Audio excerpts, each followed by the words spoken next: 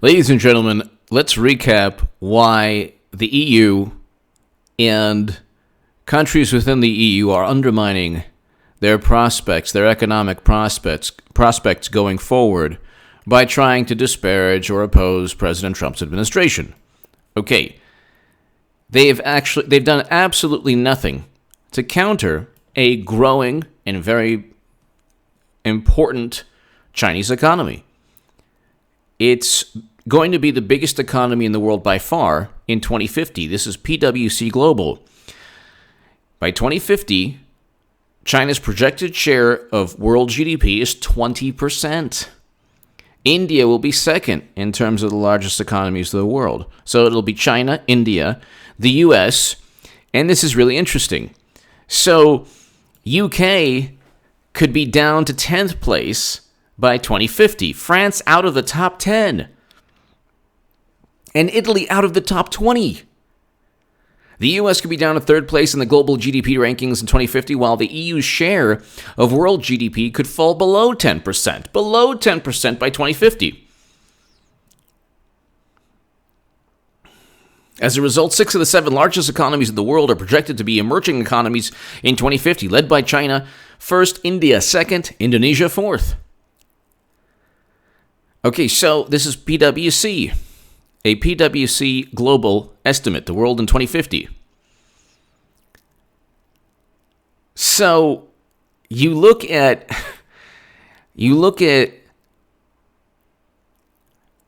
what President Trump is doing, and you ask yourself, well, wait a second, doesn't the EU have the same type of objectives? Doesn't the EU have the same objectives as President Trump? Don't they want to find a way, for example, okay, so EU extends anti-dumping tariffs on Chinese steel ropes, cables.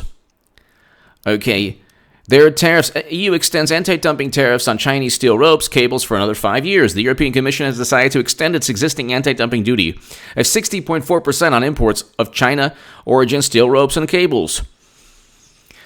That's just one example. The European Union imposes tariffs on China all the time. This is in 2016, The Guardian. UK and EU urged to act on Chinese steel dumping. After U.S. raises duty on imports, so President Obama sort of addressed the issue. Unions say Britain and EU must stop treading on eggshells and follow the lead of the U.S., which has raised tariffs to 522%. In an escalation of the trade spat, the U.S. has raised its tariffs on imports of cold-rolled steel from China to 522% from 266%. This is an article in 2016, May 18, 2016, under President Obama's administration. But it's okay if he imposes tariffs. Not okay if President Trump imposes tariffs. Obviously, his tariffs are a little more broad. And the issue here is that they have the same objectives. 1 in 5 companies say China stole their IP within last year, CNBC. So China regrets EU allegations of intellectual property theft.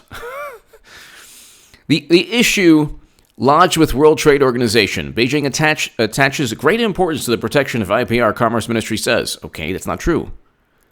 But here,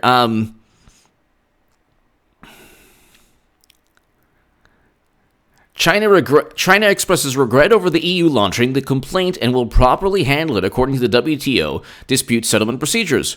The European Union complains about dumping of steel and unfair trade practices and intellectual property theft and everything President Trump complains about and is trying to address. There's a $419 billion trade deficit that the United States needs to address now before before China is the number one economy by far in 2050. But you can't get Democrats or establishment Republicans or establishment Democrats or any Democrat to view this as a serious issue. Okay? Do you think if you speak in the language of Democrats who during the President Obama's administration presided over the largest expansion of domestic oil and gas production. If you speak in their terms, do you think China is really going to care what the EU or what the United States says regarding climate change by 2050 when they're the world's number one economy by far? They're engaging right now in unfair trade practices. They're engaging right now in whether it's currency manipulation or subsidizing companies in violation of trade pacts. Europe and U.S. agree on Chinese economic issues, but are too busy feuding to fight about it. It's not just, this is December 7, 2018, New York Times article. Why are they feuding? Because they can't stand President Trump. They don't like President Trump's no-nonsense approach to this. He is addressing these issues with major tariffs, and he's doing so before China easily surpasses the EU and the US. Well, they're already above the EU, I believe, even now. But open differences still, Trump remains deeply unpopular across Europe. Who cares? And similarities in style don't necessarily reflect deep policy agreements. So here they go. Okay, so the G7 is in danger of completely losing its way. Trump, Larry Kudlow wrote. So they're actually hurting themselves because the emerging economies within the G7 are going to overtake economies currently within the top 10. Let's just look right here. Trump is winning this. Trump is winning this battle. He's winning this. He's winning this, even though they don't want. They really don't want to address this. So the G7 countries are Canada, France, Germany, Italy, Japan, the United Kingdom, and the United States. And then the European Union is there. All of these countries, Italy, even Germany, France, especially France and the UK, they're not even going to be in the top 10. Italy won't even be in the top 20 in 2050. France won't even be in the top 10. It behooves them to to follow President Trump's lead. And people say, well, the tariffs are going to hurt the economy in the short term. Yeah, but in the long term, what do you think is going to happen? I don't look, I've stated this in my last segment, and I hope I stated this segment. I don't blame China. It's an emerging economy. It's the most populous nation in the world. It has its own problems in terms of demographics and in terms of poverty, a whole bunch of things. We're seeing right now a lot of issues. God bless the people of Hong Kong. God bless them.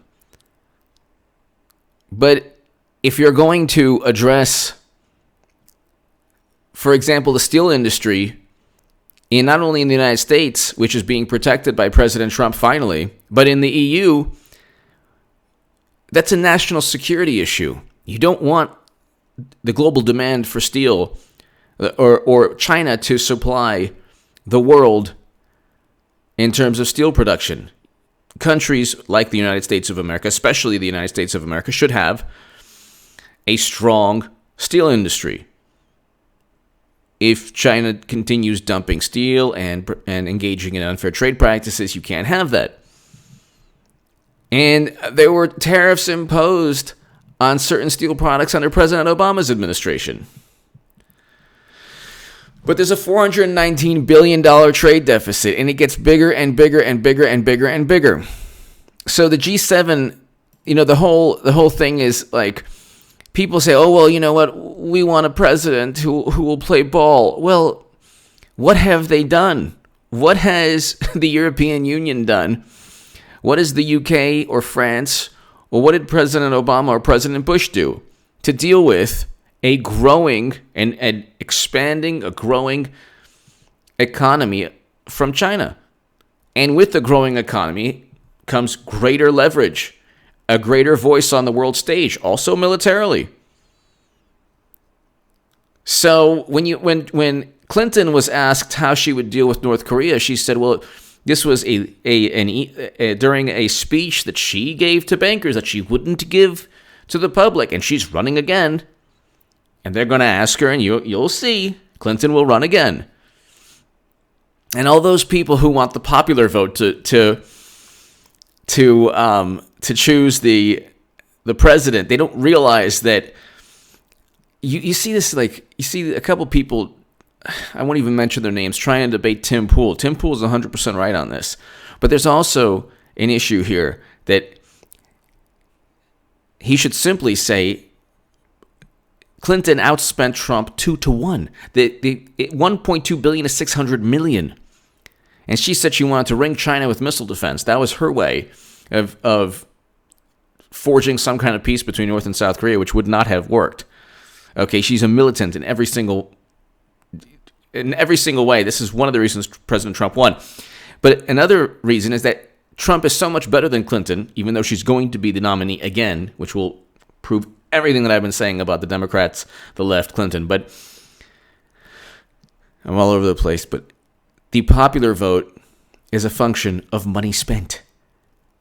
We have 50 states for a reason. We don't have just one state called called America. We have 50 states for a reason.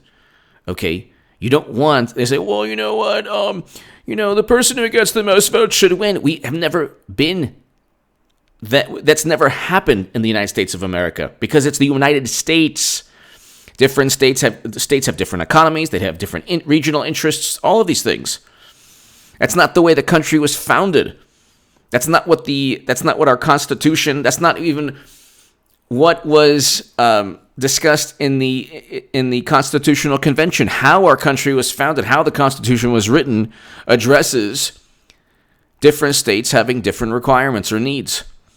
So, the popular vote, the fact that Clinton lost the popular vote after outspending Trump 2-1, $1.2 billion to $600 million, and spending $140 million in Florida, and Trump only spending $6.6 million, and she still lost Florida, that proves that she's running again, because nobody on the debate stage could even come close to Clinton's fundraising. And even if she doesn't raise $2 billion, because Trump's going to get $1 billion, she won't get the popular vote this time.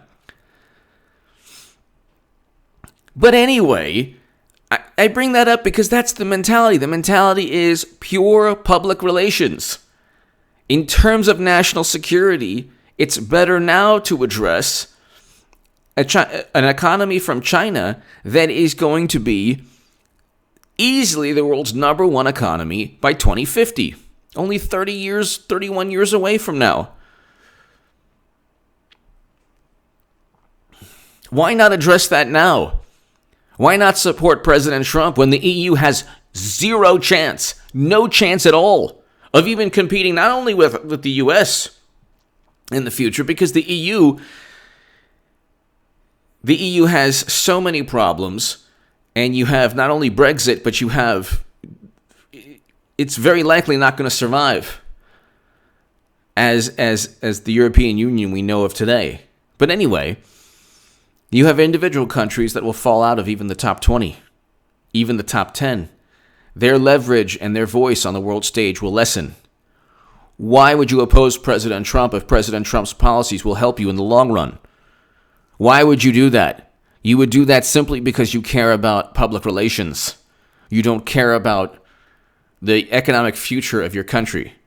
And then they say, well, we're going to focus on climate change. We're going to focus on these issues and, these boutique left-leaning issues that are really like cool and awesome. And well, even if you wanted to oppose Trump because he doesn't share your, value system, your value system won't be part of the discussion when your country's economy falls out of the top 20 and China is number one, and they continue, if left unchecked or unopposed, they'll continue the unfair trade practices, dumping of steel, IP theft, all of these things.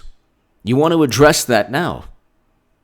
And so when you see CNN or you read CNN and these articles and you talk about, oh my God, he's upending, the G7, leaders are so upset with Trump, and it's just chaos. Good. You need somebody to just upend the conference table. You need somebody to say this is ridiculous. You need somebody like that. President Trump is that person. Okay?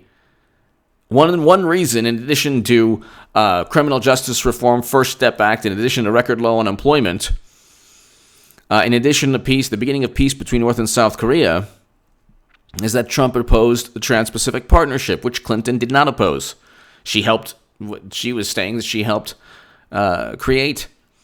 And President Obama and a future Clinton administration would have agreed to that, the Trans-Pacific Partnership. So, and that was their way of countering China, which wouldn't have countered China. So, it would have, one estimate was 400,000 jobs in the Midwest.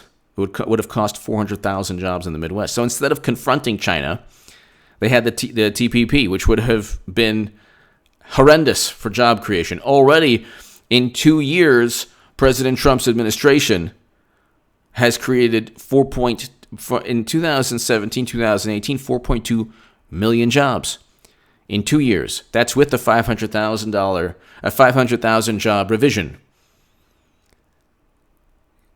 In 8 years of Obama, it was 8.9 million jobs. So you have, just in 2 years, approaching half of what President Obama did in 8 years. Trump is on pace to crush President Obama's job numbers.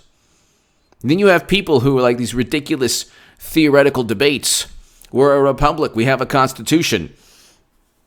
We have the Electoral College for a reason. We're the United States. We don't just have one federal government and that's it. We have state governments. But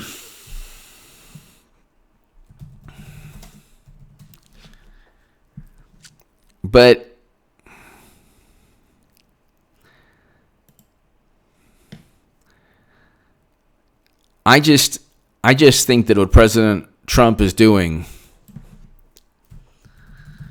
reading this here, what President Trump is doing is ensuring that our long-term prospects are met.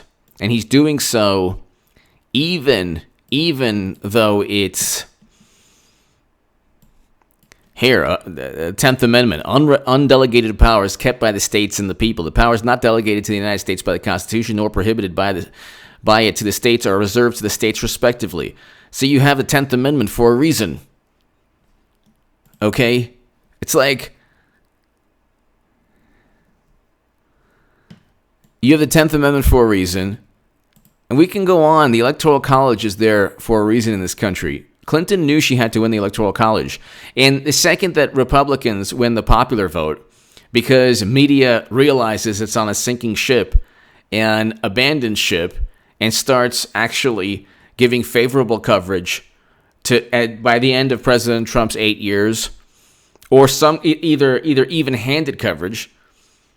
If Democrats don't look, this issue with China is an example. If Democrats don't get overwhelming coverage, that's an extension of the Democratic Party, and outspend Republicans, and in this case Trump 2-1, they have no chance.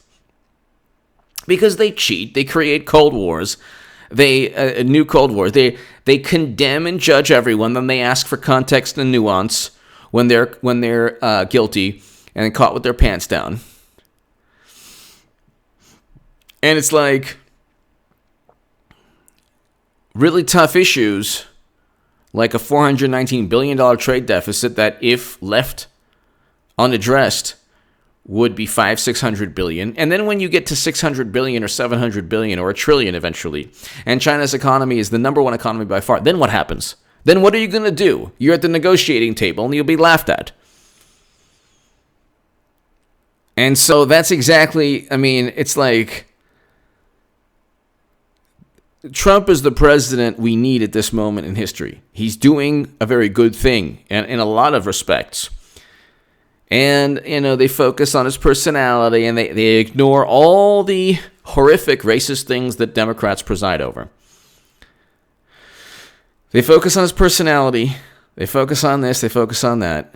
But at the end of the day, he's able to address issues that no other president could address because every other president would be beholden to the media.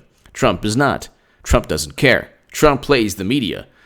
It's not the other way around. They think it's hilarious. They think they have one up on Trump. They're not going to have one up on Trump when he wins again, and it's going to be Clinton versus Trump in 2020. It ain't going to be anyone on that debate stage. Biden is the number one candidate they have now, and Biden's a train wreck. And they have to outspend him 2-1. They have no possible chance of winning if they don't outspend him. That's why when you see people on Twitter, I'm not going to mention their names, and then they talk about debating Dave Rubin. They would never debate me. It would destroy them in a debate. They know that. So you outspend Trump 2-1, and you still lose. What happens if it was just 1-1 and you spent the same amount as Trump, and there was, forget about the media coverage, you would lose the popular vote. The second Democrats lose the popular vote, they're going to want the Electoral College. So, and anyway, in terms of this, the G7, he's winning that also. Pretty much everything. Look, Trump is on the right side of history now. In his second term, he will be, riding high, and hopefully then he's not. People have to get indicted. Comey, Strzok, McCabe, Clappers of the world, those people. There has to be justice. It can't be a two-tiered system. Clinton eventually will get indicted because you cannot commit crimes endlessly. And by the time that she loses again, any support she had from the media or the left will be completely, likely obliterated. And she'll take the Democratic Party down with her, which is hilarious. It'll be hilarious and possibly very frightening. Because how they react to losing a second time, they already fabricated a new Cold War under the ridiculous notion that Trump worked with Russia to inform the country that Bernie Sanders was cheated. The same people, by the way, who are talking about the popular vote and how the popular vote should determine the president are the same people who said vote for Clinton. Isn't that interesting? They're the same people who ignored the fact that the DNC cheated Bernie Sanders and said still vote for Clinton. Reward the cheating by voting for Clinton. These are the tough, awesome Medicare for All people. Give me your thoughts below. Check out H.A. Goodman's other channel right now. Thank you.